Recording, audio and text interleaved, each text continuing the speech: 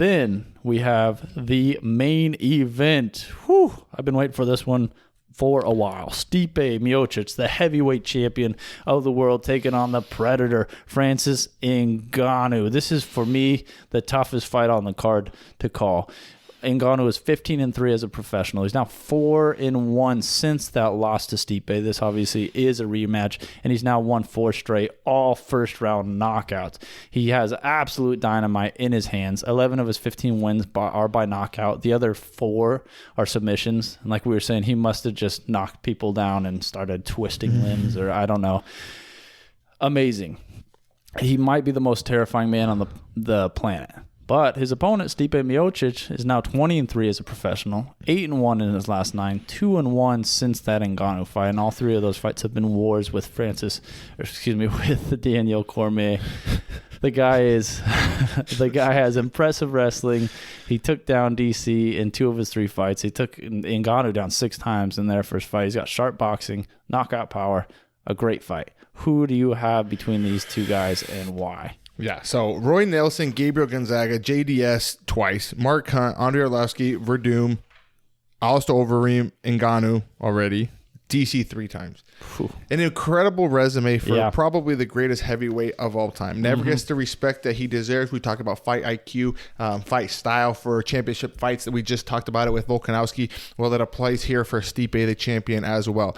Knows exactly when to catch his breath, when to get the takedown, when to grapple, when to strike. He knows how to get it done in every single way. Has great power as well.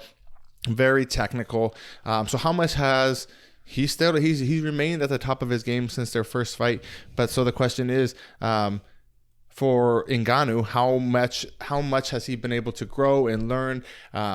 Wrestle. Yeah, has he corrected that wrestling deficit? Has he been able to close that gap enough to where he can just do what he is there to do, what God made him to do, and that's land any strike, seems like. Even a grazing strike. And even a grazing strike to be able to knock out Stipe. He obviously doesn't win this fight in decision, so he has one option, and that is KO.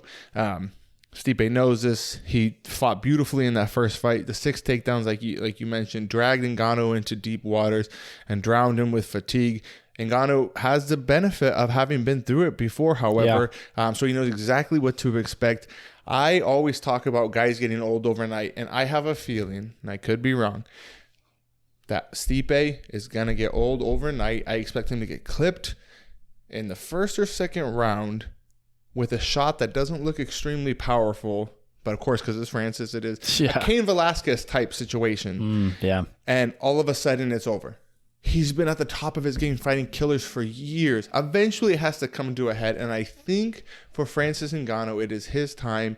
I think he's going to be able to correct enough things to be able to have success on the feet and find that one shot where all of a sudden for Stipe, you're no longer the champion. I expect it to be, I'm going to say late first round KO for Francis Ngannou. I just have a feeling that it's going to all happen at once. No one's been able to do it this first to Stipe since DC. And before that, it had been a long time. So I just think that this is the time. This is the time. This is the guy to do it. Yeah. And you mentioned it perfect. Has Ngannou corrected that grappling deficit? It's hard to say. We haven't seen anything to say that he has, but we also haven't seen anything to say that he hasn't. He hasn't needed to. He's knocking everybody out. And then that Derek Lewis fight, they went to decision. Neither guy was shooting on the other, so we don't know. But then the other thing is, does he even have to correct that deficit in order to win? And obviously he doesn't. It'll give him a better shot to win, but he just needs one of those haymakers, and it could put Stipe out. And he did land some good shots in that first fight. True. But that first fight was, they're over 3 years ago. Stipe's taken damage since then. He's been knocked out since then.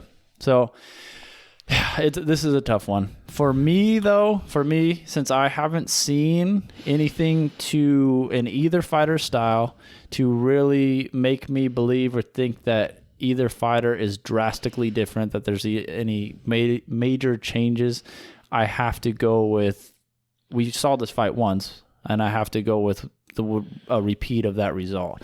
So I'm going with Stipe. I think that he does what he did in the first fight. I mean, he took down Francis Ngannou once, and then Ngannou was tired. He took him down twice, and he was exhausted. And obviously, once he was exhausted, he's so much slower. Still dangerous if he does catch you, but so much slower and so much less dangerous.